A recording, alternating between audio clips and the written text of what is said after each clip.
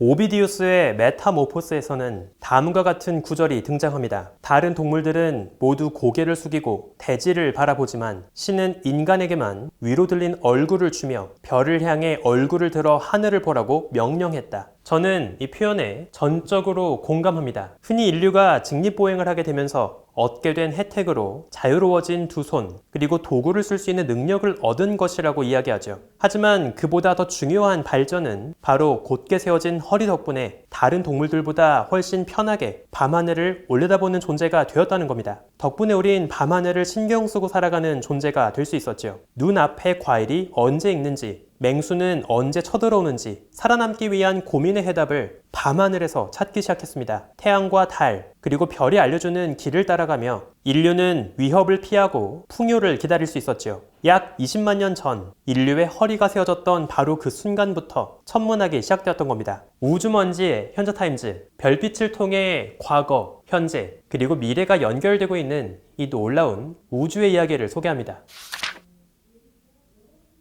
1933년 5월 27일 미국 일리노이주 시카고에서는 대규모 박람회가 막을 올렸습니다. 앞서 1893년 콜럼버스 박람회 이후 정확히 40년 만에 시카고에서 다시 열린 행사였죠. 당시 미국은 대공황의 깊은 늪에 허덕이고 있었지만 과학과 기술이 선사하는 미래에 대한 희망만큼은 여전히 포기하지 않았습니다. 사람들은 찬란한 진보의 세계를 꿈꾸며 현실의 어두운 그림자를 잠시 잊고자 했죠. 1933년 박람회의 개막식은 혁신적인 점등식과 함께 시작되었습니다. 단순히 스위치를 눌러 전등을 켜는 것이 아니라 별빛을 이용해서 조명을 밝히는 아주 기발한 아이디어를 실현시켰죠. 당시 여키스 천문대의 책임자였던 천문학자 에드윈 프로스트는 40년 만에 다시 열린 박람회를 기념할 방법을 고민하면서 밤하늘을 올려다봤습니다. 그리고 그의 머릿속에서 한 가지 기발한 생각이 떠올랐죠. 지구에서 정확히 40광년 떨어진 별이 있다면 1893년 콜럼버스 박람회가 열리던 그 순간 출발한 빛이 이제 막 지구에 닿고 있을 겁니다. 그 별빛을 활용해서 박람회의 불빛을 밝힌다면 과거와 현재가 하나로 연결되는 특별한 순간을 연출할 수 있지 않을까요? 천문학자들은 그 역할을 맡을 별을 찾았습니다. 그 별은 바로 목동자리의 가장 밝은 별, 아쿠투루스였죠. 당시 천문학자들은 이 별까지의 거리가 40광년이라고 알고 있었습니다.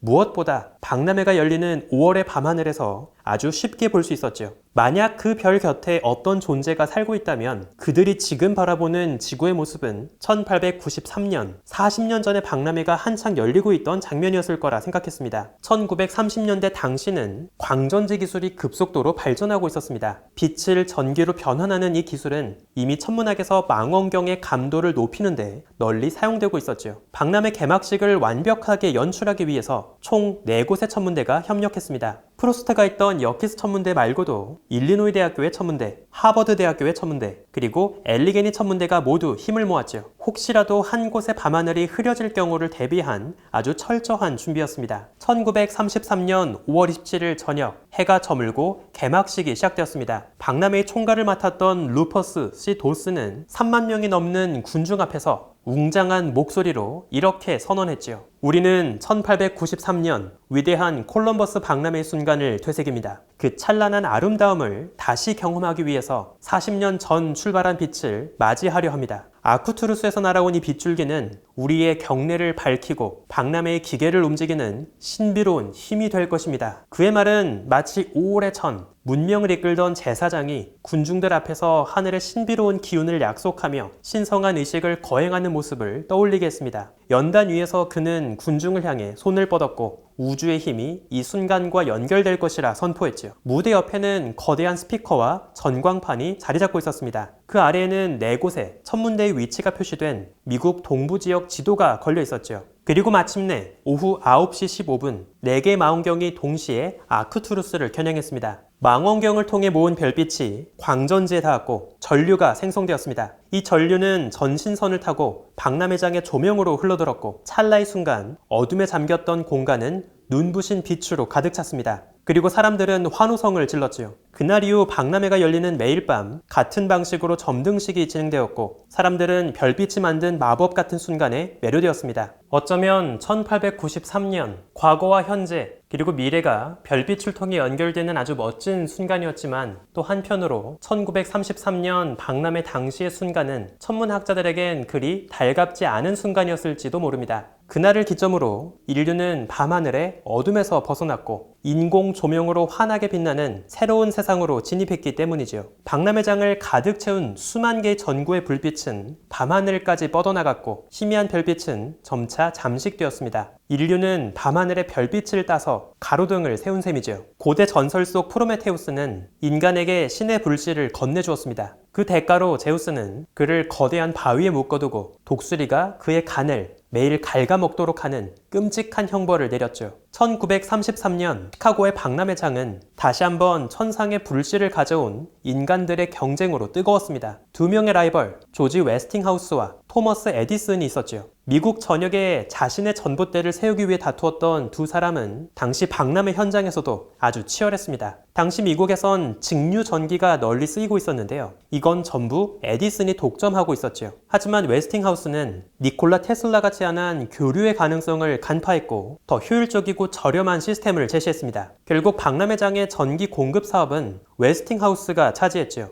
웨스팅하우스와 에디슨은 서로를 깎아내리기 위해서 잔혹한 전기 고무니자를 만들어서 실험을 감행할 정도로 정말 싸움이 극한으로 치달았습니다. 후대 이 둘의 갈등은 커런트 워, 전류 전쟁이라고 불리죠. 발명가들은 자신의 기술을 선보이기 위해서 고출력의 쇼맨십을 펼쳤습니다. 거대한 과학기술의 기념비를 세웠는데요. 높이 25m의 탑 위에 수천 개의 백열 전구를 연결했습니다. 그 무게만 0.5톤에 달했죠. 그리고 전구를 5,000개가 넘는 프리즘으로 감쌌습니다. 전구에서 뿜어져 나오는 빛은 찬란한 무지갯빛으로 퍼져나가며 박람회장을 가득 채웠죠. 에디슨은 이 화려한 퍼포먼스를 통해서 자신의 회사 제너럴 일렉트릭이 밀고 있던 직류가 여전히 건재함을 과시하려고 했습니다. 하지만 화려한 박람회는 뜻밖의 사건으로 마무리되었는데요. 당시 시카고의 시장이었던 유망한 정치인 카터 해리슨 3세가 암살당하면서 축제의 마지막은 갑작스러운 추도식으로 대체되었습니다. 19세기 말 인류에게 웨스팅하우스, 테슬라, 그리고 에디슨이라는 세 명의 야심찬 프로메테우스가 등장했죠. 그들은 앞다투어 자신의 불씨로 세상을 비추고자 경쟁했습니다. 그들의 발명 덕분에 인류는 더 이상 밤을 두려워하지 않게 되었고 어둠 속에서 길을 잃지도 않게 되었죠. 하지만 동시에 인류는 더 이상 밤을 두려워하지도 또 사랑하지도 않게 되었습니다. 아무것도 없는 깜깜한 하늘을 바라보며 희미한 별빛만으로 경이로움을 느끼던 감수성은 눈앞의 인공 조명에 압도당하고 말았죠. 조명의 불빛 속에 파묻힌 별빛은 더 이상 인간의 눈에 들어오지 않게 되었습니다. 전 지구적인 전력 보급을 선언했던 시카고 박람회의 순간은 어쩌면 천문학자의 관점에서 봤을 땐 한 시대가 저물어가는 전환점이기도 했죠. 이제 인류는 망원경의 도움 없이는 더 이상 순수한 별을 볼 수 없게 되었습니다. 이처럼 슬프게도 우리 인류는 과거에 비해선 별빛을 신경 쓰지 않는 존재가 되었습니다. 20만 년 전 척추가 세워진 덕분에 얻게 된 정말 값진 기회였지만 우린 더 이상 인류에게만 주어진 이 특별한 기회를 충분히 누리지 않고 살고 있죠. 그런데 사실 우리가 미처 알지 못했던 놀라운 비밀이 하나 있습니다. 별을 보는 능력은 인류의 전유물이 아니었죠. 2013년 스웨덴의 생물학자 마리 데크는 쇳동구리가 밤하늘에 은하수를 보고 길을 찾는다는 아주 놀라운 사실을 발견했습니다. 과학관에서 거대한 돔에 가짜 밤하늘을 띄우는 천체투영관 아래 쇳동구리를 풀어놓았죠. 그리고 밝은 별 몇 개만 떠있는 하늘, 달과 태양이 떠있는 하늘, 그리고 선명한 은하수가 흘러가는 하늘을 보여주면서 쇳동구리가 언제 올바른 길로 똥을 굴려가는지를 확인했습니다. 쇳동구리는 겹눈을 갖고 있기 때문에 밤하늘에서 가장 밝게 빛나는 별 몇 개 정도는 충분히 볼 수 있습니다. 그래서 원래 연구팀은 별 몇 개 정도만 보고 길을 찾지 않을까 생각했지만 결과는 예상을 벗어났죠. 쇳동구리는 은하수가 밤하늘을 가로질러 길게 흘러갈 때 가장 길을 잘 찾았습니다. 쇳동구리조차 은하수를 보고 똥을 굴리는 거죠. 이 흥미로운 연구로 데크는 2013년 천문학, 생물학, 융합 분야에서 이그 노벨상을 수상했습니다. 우리의 오랜 조상들에게 밤하늘은 아직 덜 자란 인지 능력을 향상시킬 수 있는 가장 드넓은 훈련장이었습니다. 무작위하게 배치된 별을 보고 신화 속 영웅과 배신자를 상상했고, 뚜렷한 인과관계가 없는데도 어떤 별의 등장과 특별한 이벤트를 연결짓는 상상력을 길러냈죠. 가만히 빛나는 별이 채워진 밤하늘과 은하수는 우리 머리 위에 펼쳐진 가장 추상적인 정물화가 되었습니다. 영국의 임페리얼 칼리지 런던의 천체물리학자 로베르토 토르타는